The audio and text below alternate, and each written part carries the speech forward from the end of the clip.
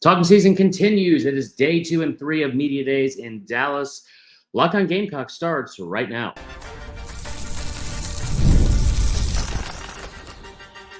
You are Locked On Gamecocks, your daily podcast on the South Carolina Gamecocks, part of the Locked On Podcast Network, your team every day. What's up, guys? Chris Marley here from Locked On Gamecocks. Thank you so much for joining us, making Locked On Gamecocks your first listen each and every day. Shout out to our everydayers. We are free and available wherever you get your podcasts, as well as on YouTube. Part of the Locked On Podcast Network, your team every day. Today's show is brought to you by FanDuel. Make every moment more, guys. As the playoffs wind down, we just had the All-Star game as well, but the sports stopped sporting like we want them to. But this is summer. And that means that FanDuel is not going to slow down anytime soon. They are hooking up all customers with a booster bonus every single day. That's right, something for everyone every day, all summer long. Visit FanDuel.com to get started. Let's get into the show. Pretty basic show today.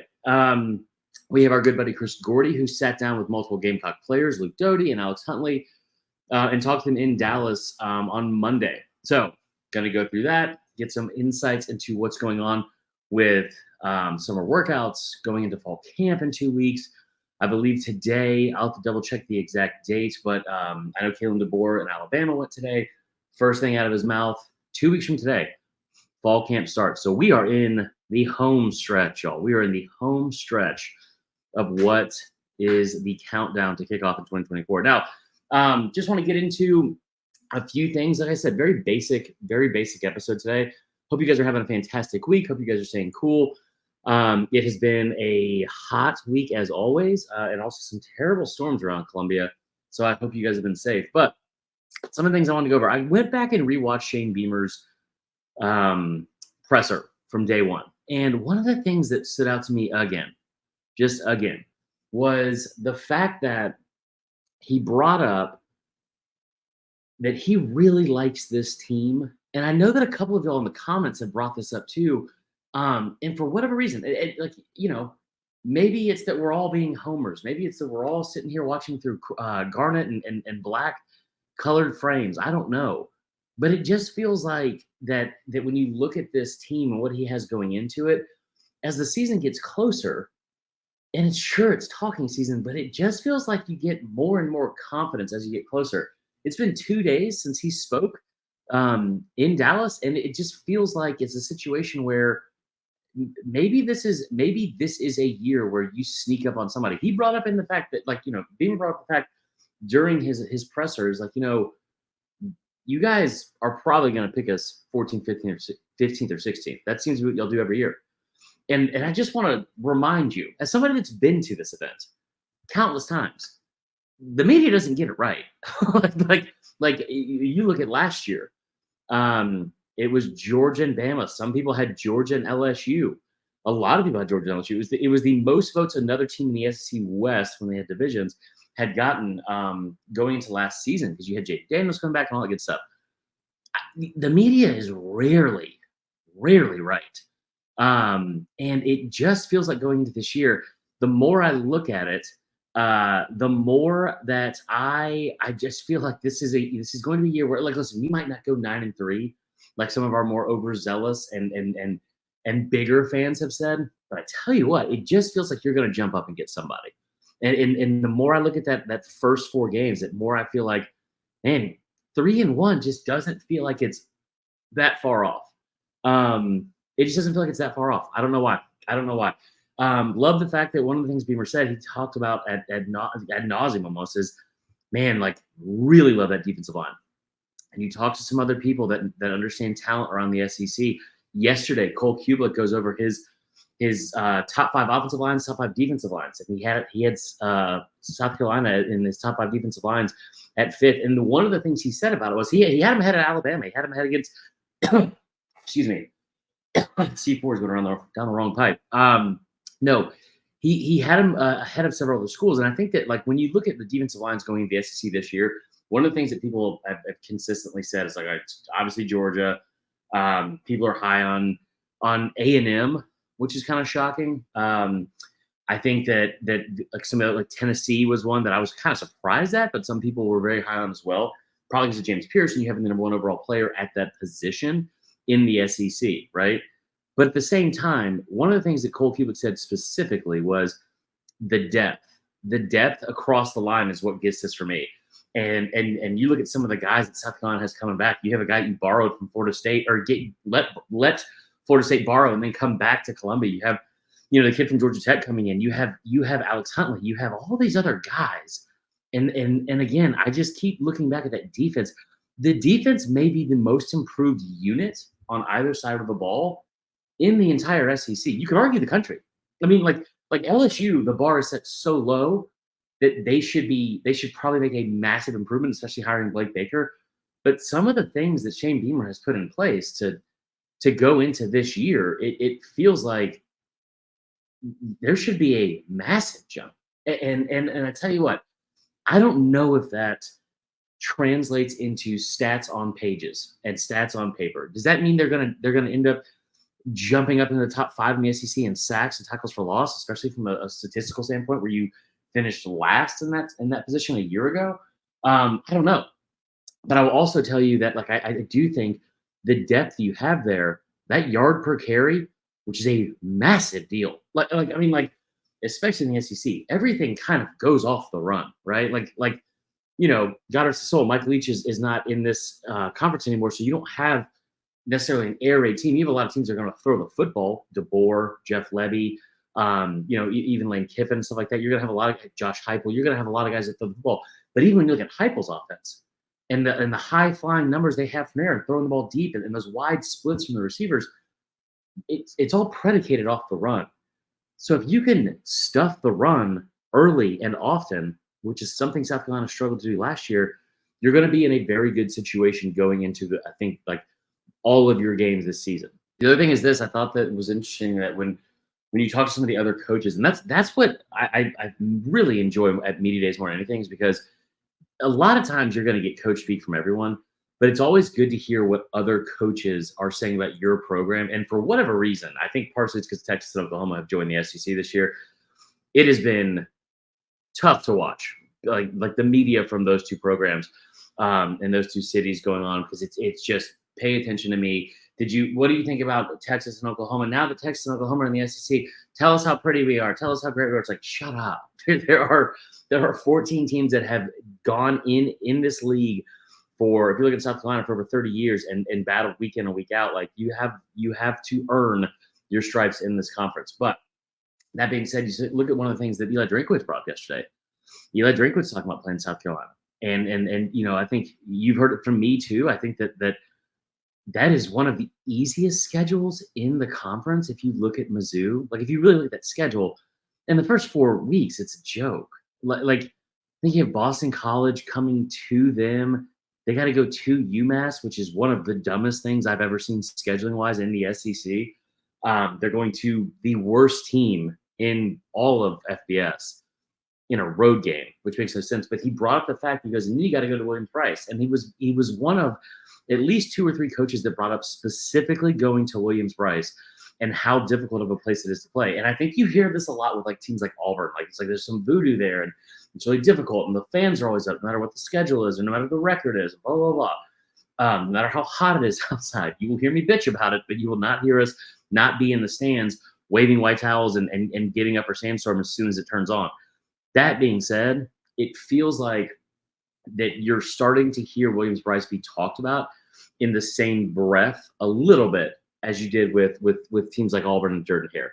And I think that's a huge thing. I think it's huge. I think going into this season, there's not a ton that you've looked at from a national narrative that I've said over and over where you've been praised a lot, but it just feels like as you get closer to it, and maybe this is wishful thinking, I don't know, but it doesn't feel like it. It feels like as you get closer to it, some of the things that you can really rest your hat on. That's right. Oh, I got to get better at puns and phrases, guys. One of the things you can rest your hat on is the fact that Lenora Sellers is going to be a game changer. Nick Harbor, who's already the most explosive player. This is not me saying it. This is from EA Sports, the most explosive offensive player in the game, right?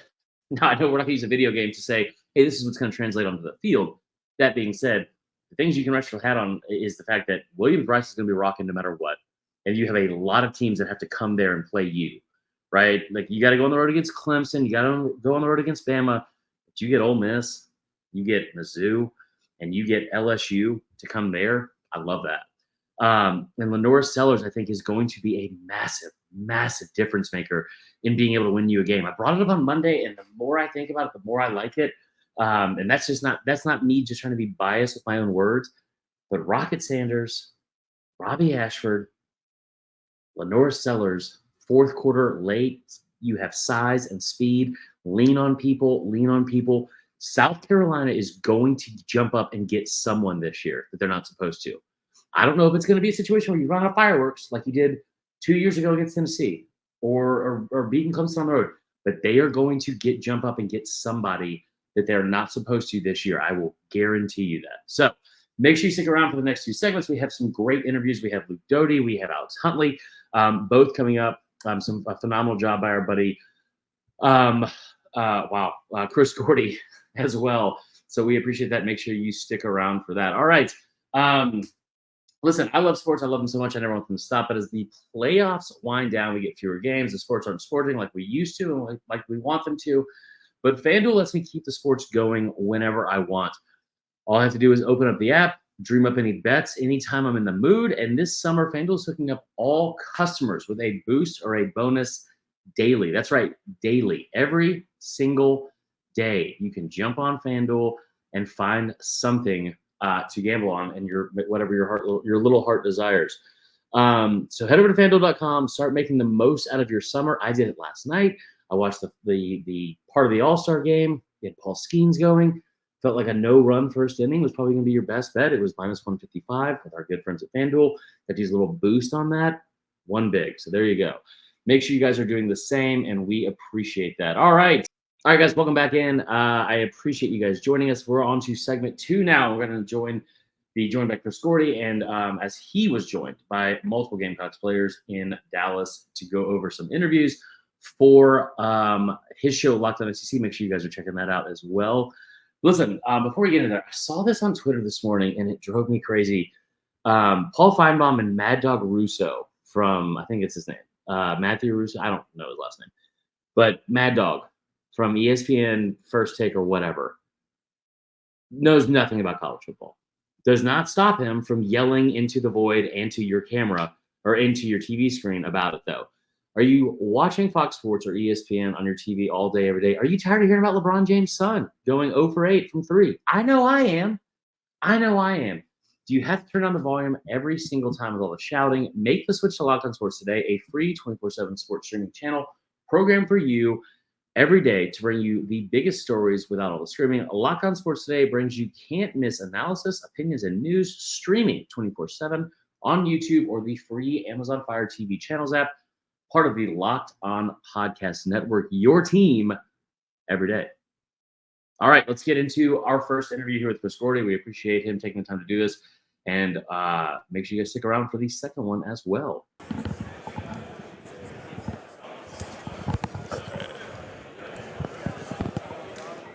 We're going to try to frame both of us in here, so we'll sit uncomfortably close here. Yeah, but all right, it's all good. Here we go. We're recording there. We're recording here. All right, we're good. 3, 2, 1. Pleasure now to be catching up with a South Carolina Gamecock. He is Luke Doty, the utility man, the man, just do it all, everything for South Carolina. That's How you doing, right. man? You enjoying this? Yes, sir. Glad to be here. It's awesome to catch up with you. Talk a little bit about your journey, man, as quarterback to pass catcher. I mean, this has been it's been a crazy evolution for you. Yeah, I mean, it definitely has been a crazy journey, but I wouldn't change anything. I wouldn't change anything at all. Just coming in as a quarterback, I went to wide receiver my freshman year, played a lot there, went back to quarterback at the last 3 games of the season, came back as a quarterback in 21, got hurt, and then, obviously quarterback behind Spencer the next 2 years, and then last year playing a lot of wide receiver. So, I mean, it's just been a wild journey, but thankfully I've been able to stay healthy throughout the most of it, aside from the injury in 21. But yeah, it's been wild, man. But the main thing is just, I'm glad to still be here. I love South Carolina, and like I said, I wouldn't change anything for the world. I've described it as, they could line you up at receiver, tight end, H-back. They could kind of move you all around. What was it like going through the spring and, just kind of, getting used to and acclimated to an offense where you could play anywhere? I think it was just about getting a lot of reps. I'm a guy that learns through doing, learns from seeing it and being able to feel it. So just being able to get a lot of reps, not only at, wide receiver, but special teams as well. It was big for me just because I need those reps, and I need to be able to, feel what it feels like to do the different techniques and stuff like that. So it was really good for me, and I think I got a lot out of it, and I definitely got a lot better. Just letting teams know, beware at the goal line. There might be a Luke Doty wide receiver pass. That might be in the playbook. I'm just going to assume. Talk about Lenoris. What did you see from him in the spring? Obviously, fans are really excited to see what he could do, dual threat. He's definitely stepping into the role, his role as a leader on the team. You see him at workouts, practices, walkthroughs. He's leading those things, and he's getting guys in the right place, getting them lined up, and really showing them the ropes of this is how we're going to do things on offense. So follow my lead, and I can't say enough good things about him. He was a guy when he first came in, he put his head down and he worked. Learned the offense at an incredible speed. He's got an encyclopedia for a brain. He's extremely smart. So, obviously he's a guy right now and it's still a competition, but he's done a great job so far, and he's going to continue to do a great job. You guys lose Xavier Leggett, you lose Juice Wells. Who are some other guys outside of yourself that have really kind of stepped up and we're kind of expecting big things out of? Yeah, I think you got a couple transfers, Dre Jacobs to name one of them, and then D-Camp. Those guys have done a good job, all summer. They came in June. I think D-Camp got here in earlier July, later June. But those two guys have definitely done a really good job of, just putting their head down and work. They've learned the offense. They're in the meeting rooms. They're taking notes. So I think those two guys have definitely been really impressive when it comes to, guys that we've added to the team. And obviously, freshman Mazio Bennett, he's going to be great for us. Just a shifty guy that, we can put in a lot of different places. And, he's great with the ball in his hands. Jared Brown, transfer from Coastal, he's amazing with the ball in his hands as well. A really speedy, whippy guy that, again, we can put in a lot of different places just to get him the ball, and, he's going to make something happen with it. Gage Larverdane from Miami of Ohio, another whippy guy that, quick, shifty, does a lot, on the field, on special teams. The list goes on and on, man. Those guys, the whole wide receiver room right there. Those guys are awesome, and it's been so fun to be around them, and just to get to learn and watch what they do, watch how kind of take notes on what they do, in a route or in a cut, whatever it might be. That's been really cool for me, just a really cool experience to be with them. We know the offense is at its best when y'all are balanced and you have a good run game. I know Rocket Sanders comes over through the portal. I know he's a little banged up in the spring, but, you guys have to be able to run the football for this offense to go where you want it to go. Yeah, he's definitely going to be a great addition to our offense. Oscar Attaway's another one. He's a guy that, really hard downhill runner. Really smart guy in protection. Juju McDowell, we've had him for since 2021, and he just continues to make plays for us. So it's going to be really fun, trying to find ways to get, not only Oscar and Juju the ball, but we're going to have to get the ball in Rocket's hands as well, because obviously you see what he's done at Arkansas, and everything that he brings to the table, we're going to have to find ways to get the ball in all those guys' hand. What have you seen from some of the freshmen early on? Obviously, some big impact guys coming in, particularly on that defensive side. But what have you seen from some of those guys so far? Yeah, I think this freshman class has been definitely one of the best that I've seen so far in my time here. Just a bunch of guys that are hungry. They're on a mission to earn a role on the team, earn a role on the playing field. So, those guys have done a really great job. Not only in the weight room, but when it comes to doing stuff in the meeting room, in the classroom, those guys have gone above and beyond. And I think that kind of says something about where the program's going. Obviously, we got a lot of older guys that have laid the foundation, and I think the younger guys, that younger freshman, sophomore group, they're going to see that, and they're just going to keep building upon it. What needs the most work for you? Is it hands or route running?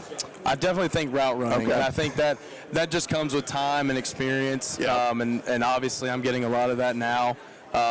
We throw a couple times a week. I do some extra work, in the afternoons here and there. Just getting the little minor details of that kind of stuff, I think is going to be the biggest thing for me. I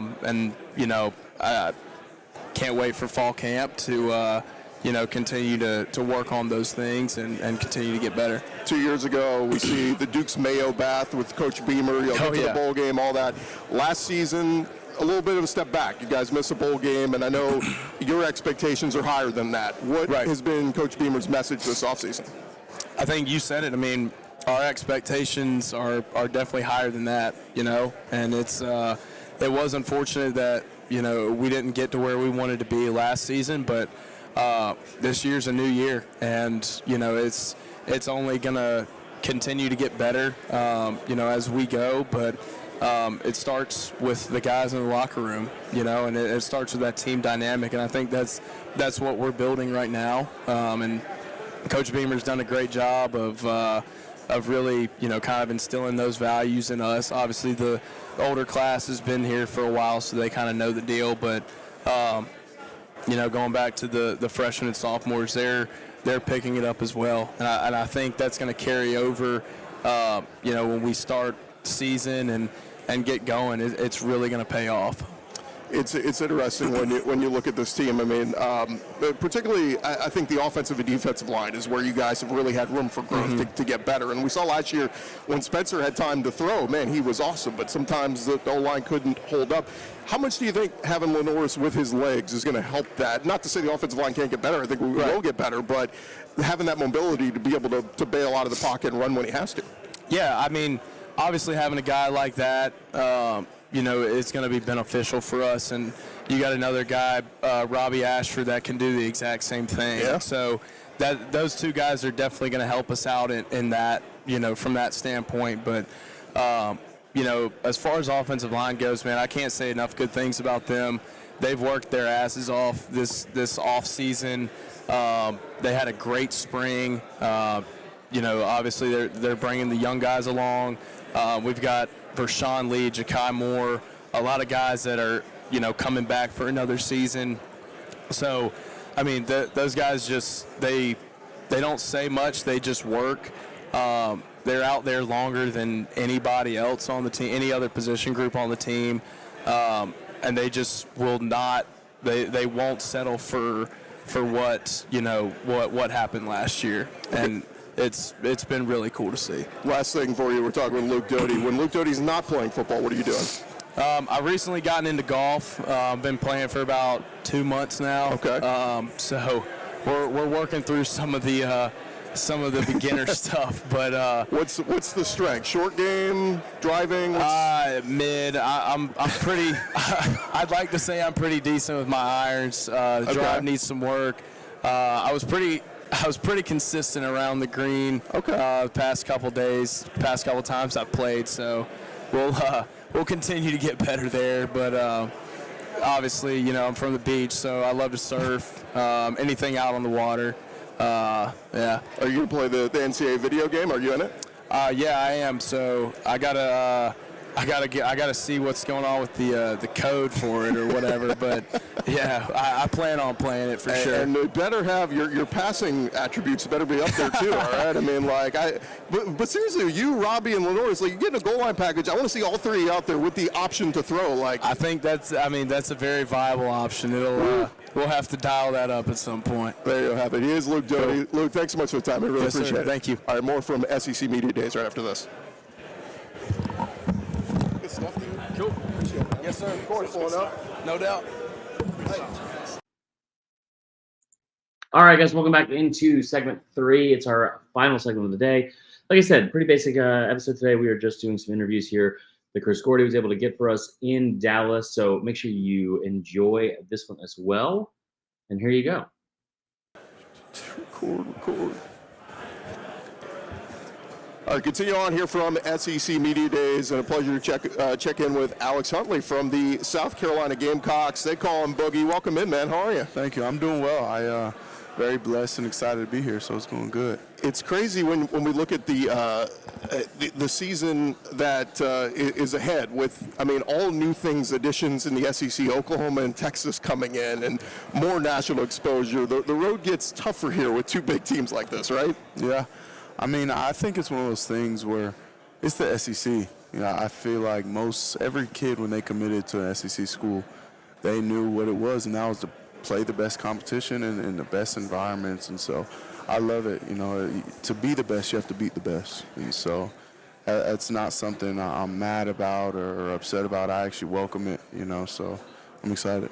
We talked with your teammate Luke Doty here a little bit earlier, and he talked about just all the new pieces you guys have. I mean, a lot of pieces of the portal, a lot of young guys, transfers, and all that kind of stuff. What was the spring like and some of the new faces getting adjusted? The spring was great. It was great. I mean, we got so much more depth on every position on the field, so it was really cool to see. And all the guys who transferred in or the early enrollees, they came in and there wasn't any struggles to get close or, you know, they didn't have any type of arrogance to them. They all came in and they all fit right in. You know, it was super easy. It wasn't difficult to do. And so they all just love ball. And so when you have guys who just like to play football and like to win, you know, everything else kind of falls in place and it's really easy. A little continuity there on the defensive line with guys like Tonka Hemingway back and Elijah Davis, but you bring in Gilbert Edmond. I mean, some dudes who've played a lot of football, been in the trenches before. Yeah, I mean, and that's one of those things that you love, especially in the SEC. Stopping the run is huge, and so when we focused on the DN and defensive tackles this offseason, it helped us so much. We got so many transfers in, and Gil, like you said, going from Florida State, coming back to South Carolina, already had a relation with pretty much everybody on the team, so it was really good. I think we put an emphasis and focus on that area of football, and I think we're doing well. Talk a little bit about the offense, because I know everybody wants to know how Lenoris looks and, you know, dual threat guy. And it's, to me, the sky's the limit on what he can become. But also, I mean, new wide receivers to step up. I mean, it's a lot of new on the offense. Rocket Sanders coming over from Arkansas. It's a lot of new. Yeah, it is. And that's okay. You know, I think that new idea kind of scares a lot of people, doesn't know who we are, and that's okay. But it's great. You know, Lenoris, that is going to be a guy who I really think shocks the world this year. He's a young guy, but he's so poised, he's so mature, and he's just a great football player. So, and you got to have a great quarterback to be a great team, and I feel we do. And then Rocket came in, and it's like he didn't miss a beat. I mean, he's always working. It's all he's doing. He's grinding. He works. His care factor is huge, and so that's a guy. Those guys like that you love to have on the team because no matter what they're doing, you know you can trust them. You know they care. You know they put the work in. And so that's good. And then we've got countless new receivers. And so it's going to be really good. I'm excited to see what the offense can do. Where does Luke, I mean, Luke he can line up a receiver. He can line up tight end. He can line up at H-back. I mean, I would say, like, you guys get in the red zone, you could put Robbie Ashford in with Lenoris, with Luke, and any of the three could throw the football. I mean, like, trick plays could be, you don't have to let us know what y'all been doing. No, I just look at that and go, man, it's a threat everywhere. No, 100%. I mean, Luke is one of those guys who can truly do anything on the field. You know, he might not be able to block, but anything else, he can't put his hand down. But, yeah, it's like even knowledge of the game. Every position he knows. Every technique he knows. And so those are the guys who you really love on the team and you trust because, he knows what to do. Yeah. When you can trust somebody on the field, you play so much faster. It's more fluid. And so Luke is a guy I never questioned his ability to do anything because if you do question it, he'll probably prove you wrong. So, yeah, he's a great dude, great ball player. Last thing for you, when Alex Huntley's not playing football, what are you doing? If I'm not playing football, I am probably hanging out with some teammates or playing Call of Duty. Okay, so you're a, PlayStation guy? Xbox? I am a PlayStation guy. Are you getting the new NCAA? Oh, yeah. Okay. Oh, yeah. I'm waiting. And you're in the game? Yes, sir. Yes, Okay. sir. I'm waiting to get my little code because we're supposed to get a free copy. So I'm waiting. I'm waiting on my email, waiting for it. And then what stinks, though, is y'all hit the practice field again here real soon. You can't play the video game. I know. I was just telling somebody else. That's what I'll be doing until camp starts. He is Boogie Alex Huntley from the South Carolina Gamecocks. Alex, thanks so much for the time, man. Yes, Appreciate sir. it. Thank you so much. much. All right, more coming from SEC Media Days next. Great stuff, dude. Good to meet you, man. Thank you. All right. We appreciate Gordy doing that for us. That was fantastic. Listen, we'll be back tomorrow and Friday with more news and notes from SEC Media Days, as well as answering any questions you guys have and want to throw our way as well. Locked On, before we go out, Locked On has launched a first ever national sports 24/7 streaming channel on YouTube, and it's now available on the Amazon Fire TV in the free Fire TV channels app. Okay. Locked On Sports Today is here for you 24/7, covering the sports stories of the day with local experts on Locked On, plus our national shows covering every single team and every single league ever. Find Locked On Sports Today, now available on the free Fire TV channels app. That is all for us today. I hope you guys have a fantastic rest of your Wednesday or Thursday, whenever you listen to this, and we will see y'all tomorrow.